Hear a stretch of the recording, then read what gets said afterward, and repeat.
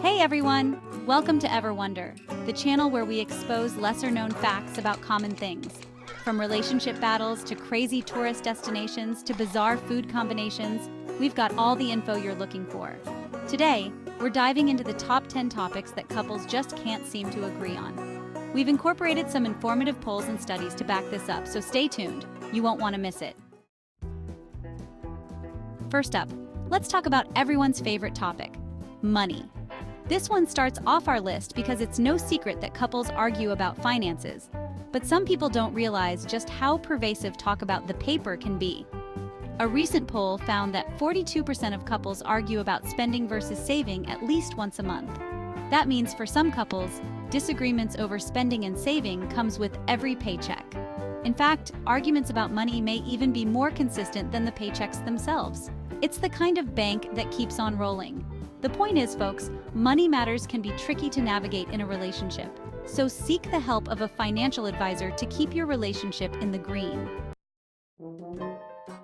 Next up, we're entering the battleground of the home, household chores. How do you determine who does what, who does it more? These are age-old questions that have sparked countless arguments and passive-aggressive sighs. A study by the Pew Research Center found that 62% of couples believe the division of household labor is unfair. It's as if having all our needs met in the 21st century has left people more aware of the small daily tasks they have to complete. It shouldn't be rocket science to figure out who takes out the trash and who does the dishes. But somehow, for most couples, deciding chore duties is a big point of contention. Maybe one person acts like they're single-handedly running a hotel, while the other one doesn't even realize there are tasks to be done. What? Dishes? I don't see any dishes. Remember, communication is key. Talk to your partner about what needs to be done and how you can divide the responsibilities fairly. Or, just hire a cleaning crew and call it a day. All right, folks, buckle up because we're about to navigate the treacherous waters of in-law relationships. This is a topic that can make even the most easygoing couples break out in a cold sweat. You see, in some families, it's not just about two people falling in love, it's about two families becoming one, though sometimes it can feel like an awkward, sitcom-worthy corporate merger. And let me tell you, sometimes those mergers can get hostile. One survey found that a whopping 72% of couples admit to having at least one major disagreement with their in-laws every year. I'm talking Thanksgiving dinner presidential debates, passive-aggressive comments disguised as compliments, and the dreaded helpful advice that makes you want to pull your hair out. No wonder they're only invited over on the holidays. The moral of the story is, pick your battles when it comes to the in-laws. They are the only ones you've got, though it may be a good idea to have a quiet room in the attic to escape to on standby. Moving on from the in-laws, we have parenting styles, from strict to sure, why not? Let's talk about tiny humans. Or, more specifically, the never-ending tug-of-war that is parenting. You see, once you bring a little one into the mix, all bets are off. Suddenly, you and your partner are debating everything from bedtime routines to screen time limits to whether or not it's okay to let your kid eat ice cream for breakfast. A recent study by the University of California found that couples who disagree on parenting styles are more likely to experience stress and conflict in their relationship. It's like trying to herd cats while juggling chainsaws, though maybe a little less dangerous. One parent might take on the role that is all about discipline, structure, and following the rules, and the other one might be a giant kid themselves, letting the little ones run wild and free. Phew, parenting is hard work, especially when the child is 38 with a job and bills to pay. Anyways, if you're constantly butting heads with your partner over every little thing, it might be time to call in a mediator.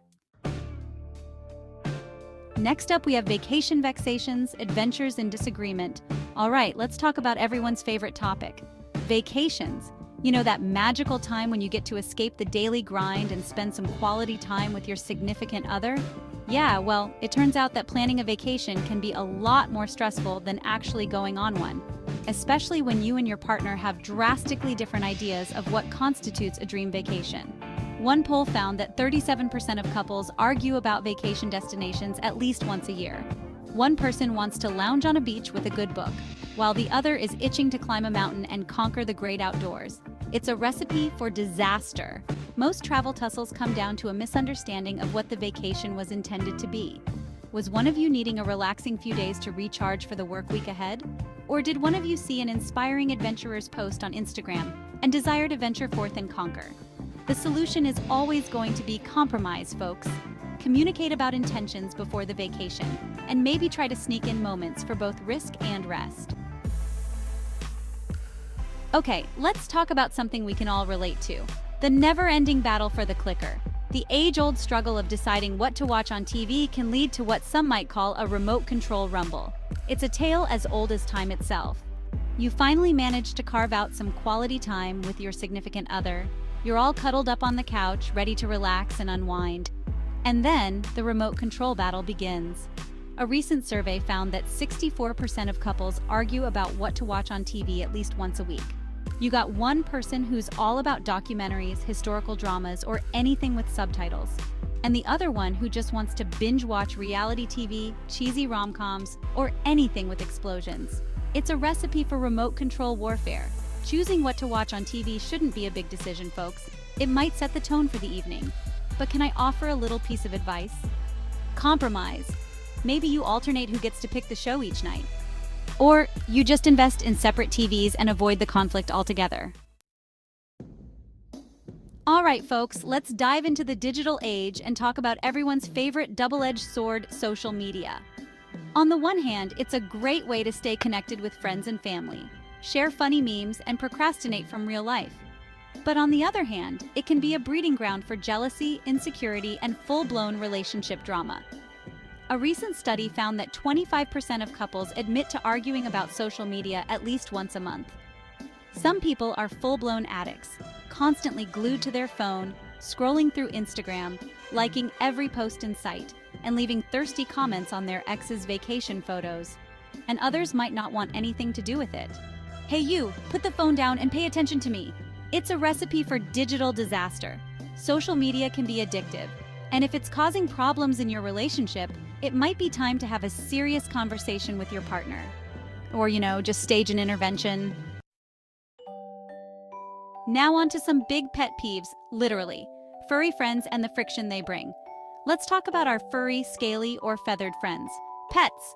Pets can bring so much joy and laughter into our lives, but they can also be a major source of conflict in relationships, especially when it comes to things like choosing the right pet, sharing the responsibility of pet care, and dealing with those inevitable pet-related messes. A recent survey found that 42% of couples admit to arguing about their pets at least once a month. While one person tends to spoil their fur baby with treats, toys, and endless cuddles, the other one gets to deal with the annoyances, constantly tripping over dog toys, finding cat hair in their coffee, and wondering why the house smells vaguely like a zoo. We love our pets, but if your household companion is causing friction in your relationship, it might be time to invest in a bin for toys or a better vacuum for pet hair. The most obvious point of contention in relationships among the younger generation comes with navigating the minefield of each other's crew. Sometimes the people who can really make or break a relationship are friends. Now, I'm not talking about those ride-or-die besties who've been there through thick and thin. I'm talking about those other friends, the ones who might rub you the wrong way, the ones who your significant other might have known a little too long, the ones who make you question your partner's judgment. A recent study found that 35% of couples admit to arguing about their partner's friends at least once a year. Friends are important, but if your partner's friends are causing problems in your relationship, it might be time to have a serious conversation about boundaries, priorities, and maybe even a little bit of friend culling. Remember, trust is the most important aspect of a relationship, so don't break it. Finally, we have temperature tussles, the thermostat wars. All right, folks, let's wrap things up with a topic that can get pretty heated. Temperature! More specifically, the never-ending battle over the thermostat. You're cuddled up on the couch, cozy and warm, when suddenly, a blast of Arctic air hits you square in the face. At least this is how some people feel when they see their partner casually adjusting the thermostat down to what feels like sub-zero temperatures. A recent survey found that 58% of couples argue about the thermostat setting at least once a week. One person is always cold, bundled up in layers like they're about to climb Mount Everest, constantly complaining about drafts and shivering at the mere thought of opening a window, while the other is always hot, sweating through their clothes, fanning themselves with anything they can get their hands on, and dreaming of a world where air conditioning is free and plentiful. Temperature preferences are personal, But if the thermostat is causing constant conflict in your relationship, it might be time to invest in heated blankets, more powerful fans, or maybe separate bedrooms. Thanks for watching. If you enjoyed this video, don't forget to like, comment, and subscribe. Let us know in the comments which topics you and your partner can agree on, and if there are any we've missed in this video. See you next time.